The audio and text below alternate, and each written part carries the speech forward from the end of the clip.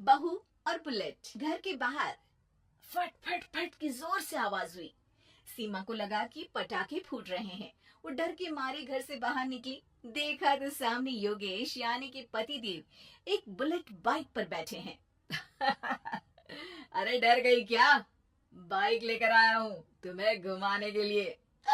सच में? मुझे लगा पटाखे फूट रहे हैं। अरे पटाखे भी फूटेंगे और मिठाई भी बटेगी। माँ को तो बुलाओ। माँ भी बाहर आ जाती है।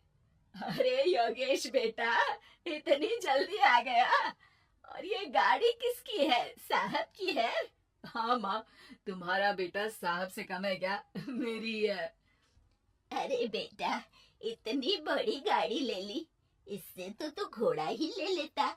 महंगी पड़ी होगी ना? माँ महंगी सस्ती छोड़ो और मिठाई लाया हूँ, गांव में बंटवा दो। अरे बंटवा क्यों दो? पीछे बैठो, गांव में बांट कर आता है। सब खुश थे। योगेश गांव के बाहर एक कोयले की खदान में मजदूरी करता था। मेहनत और अकल से उसने वहां ठेकेदारी का काम सीख लिया और सूझबूझ से ठीक ठाक पैसा बनाने लगा। गांव में बात फैल गई कि योगेश के घर धमाका गाड़ी आई है। ऐसी गाड़ी पहले कभी किसी ने गांव में तो देखी नहीं थी। योगेश और माँ गाड़ी से वापस घर आ जाते हैं। बेटा, बाबूजी ऊपर से देख रहे होंगे और आशीर्वाद भी दे रहे होंगे तुझे। वो होते तो उनको भी घुमाता माँ। पूरे गांव में नाच नाच के मिठाई बांटने जाते। जैसे मैंने नाच नाच के बांटी थी जब वो अपने लिए एक साइकिल लेकर आए थे। बस बस, बाबूजी दो बात भी सुनाते कि फटफट वाली फटफटी ले आया। सीमा आगे कहती है, अपने लिए तो ये गाड़ी ले आए और मेरे लिए? अरे ये गाड़ी तुम्हारे लिए ही तो है। पक्का मेरे लिए है? अरे पक्का तुम्हारे लिए है। अगली सुबह जब योगेश सो रहा होता है तो उसे बाहर से गाड़ी की आवाज आती है। वो घबरा कर चिल्लाता है, चोर चोर, मेरी गाड़ी ले जा रहा है, चोर चोर। माँ भी जागती है और योगेश के साथ दरवाजे की तरफ भागती है। जैसे ही दोनों बाहर निकलते हैं तो देखते हैं कि सीमा गाड़ी चला रही है। अरे बहू, नाक कटवाओगी क्या? ये क्या कर रही हो? अरे गिर जाओगी, ये क्या कर रही हो तुम? सीमा गाड़ी को रोक कर कहती है, सारे गांव में घुमा लाई, कहीं नहीं गिरी। क्या? सारे गांव में घुमा लाई? अरे लोग क्या कहेंगे बहू, सोचा क्या एक बार? यही कहेंगे कि कितनी अच्छी गाड़ी है। अरे तुम्हारे बारे में। हाँ, कहेंगे ना कि देखो कितनी अच्छी गाड़ी पर बैठी है। बहू गाड़ी रखकर योगेश और सासू माँ के पास जाती है। तुमने कब गाड़ी चलाना सीखा? हमारे बाबूजी के पास पुरानी स्कूटर थी, सीख ली। फिर स्कूल में एक मास्टर जी भी ऐसी ही गाड़ी लेकर आते थे, उन्होंने सिखा दी। हाँ हाँ, स्कूल के मास्टर आजकल यही सब तो सिखा रहे हैं। पढ़ाई का कुछ सिखाते तो कुछ भला होता। अरे बहू, अब गाड़ी मत चलाना। हमारे परिवार में कभी किसी औरत ने पीछे से आगे की सीट पे आने की हिम्मत नहीं की है। तुम भी मत करना, समझी? जी, समझ गई माँ जी। सीमा सास की बात सुनकर चुपचाप रसोई में जाकर उदास होकर खाना पकाने लगी है। सास सुबह सुबह मंदिर से पूजा करके लौट रही होती है।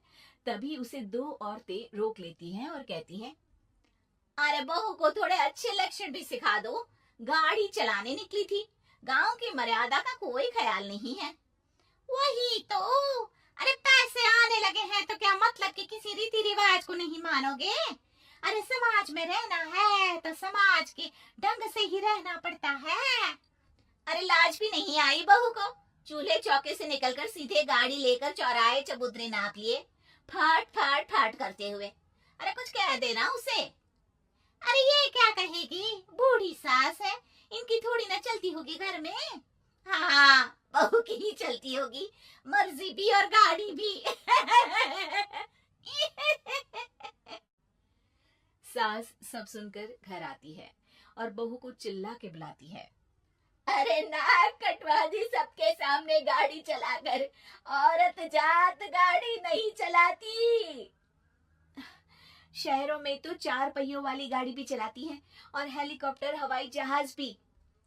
शहर में थोड़ी ना रहती हो मैडम साहिबा। आज के बाद गाड़ी से ही नहीं, यूं भी निकलना बंद तुम्हारा घर से।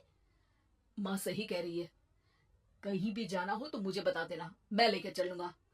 आज माँ को तुम्हारे कारण कितनी बातें सुननी पड़ी। इतना कहते हुए योगेश वहां से चला जाता है। बारिश की वजह से कारखाने के रोड पर कीचड़ रहता है, इसीलिए योगेश गाड़ी घर रखकर जाता है और किसी से लिफ्ट लेकर कारखाने पहुंचता है ताकि नई गाड़ी गंदी ना हो। लेकिन शाम को इतनी तेज बारिश होती है कि उसे वापस आने का कोई साधन ही नहीं मिलता।